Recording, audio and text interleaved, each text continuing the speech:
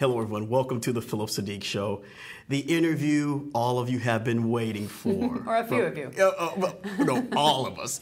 We have Helen Hunt here for the film The Session. She's going to talk about her character, Cheryl, and hopefully some other things that we'll probably get into. So how are you doing today? I'm good, thanks. How did you get involved with this particular film? Because I know Oscar winner, you're probably thrown all types of scripts. What was it about this one that just grabbed you and you said, I want to be in this particular production? It was good, was the first thing. A girlfriend of mine had read it and said, you should look into this movie. And she's never in, 30 years of friendship said anything like that. Wow. And at the same time, my agent called and said, you should look at this script. And so I read it, and I didn't even think of the ramifications of playing the part. I just thought it was a beautiful story. So I met with Ben. Yes. And he didn't hate me, and I didn't hate him. So we start. got engaged.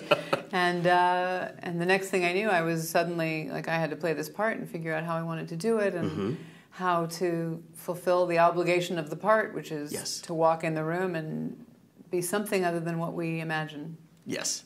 Leaving the money on the table, that was a hilarious scene for all of us. Yeah, I think the first half of the first half hour, of the movie is Bill Macy and John Hawkes' character talking about, does he dare meet this woman? Is it okay religiously for him to meet this woman? Will he get hurt physically if he meets this woman? Will he be emotionally crushed if he meets her? Will he be able to do it? So by the time I come in, I knew that there would be preconceptions about what a sex surrogate is. Is it a horror? Is it some virginal fantasy of a woman? And so I tried to invent something that was neither of those things. Yeah. You brought an innocent to it, because when we do see you nude, it's not lewd and lascivious. It's actually quite breathtaking. Well, thank you. And it's only a short scene, and it's like, wow, we see Helen. Okay. And then you go on and work. I think that's the filmmaking. You know, it was a beautiful cinematographer who, I don't even want to take my sweater off without him shooting it. But I also think that this, again, the story, you know, we're so in John Hawkes' corner. We so want this to go well. We're terrified when she takes her clothes off as much as intrigued.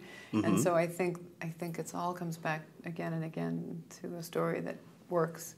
Right. Now, you and John Hawkes, the character in the film, you guys, did I say fall in love somehow? Because there are certain scenes in there where we feel I'm falling in this direction, but I'm with this other guy. Right. I think the movie's mostly about sex, I think.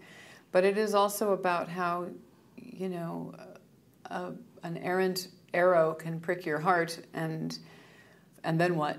You know, you can ruin a bunch of lives about it. You can do what these two people do, which is try heroically to do what they came together to do, which was give him a full life at the end of their time together. Right. Now, before we go, you're also a director. I am. Yes.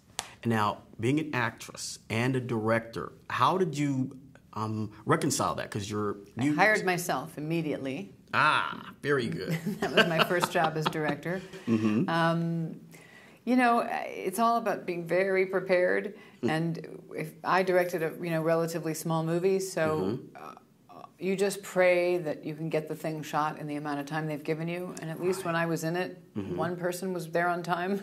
One person came out of their trailer when she was supposed to. And that really actually helped. Right. Now, Helen, there's someone at your house that's very lonely, and he's kind of gold. And what could I say? Could he like some company a little bit? Or hard to know what to say about that. That would be swell. You know why you don't know what to say when people say it is that you go, well, if it doesn't happen, are you going to be there to take me to lunch or pat me on the back or make me feel better?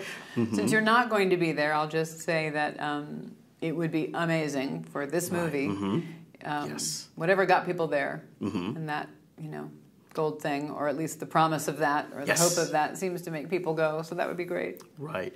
Now, after the film's done, it's ready, and you're closing the door on this character.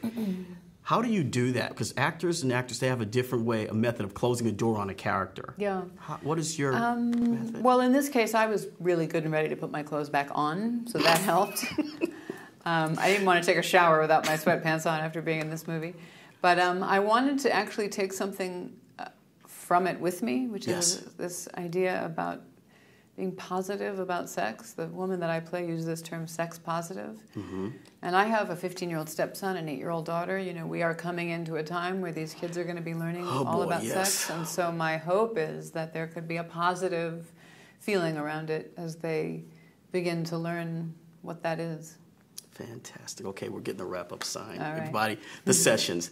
Helen Hunt, I know you guys are going to thoroughly enjoy it, and there's a lot of surprises in there too. So, Helen, thank you so much for being on the show. Thank you. Nice to meet you. My pleasure.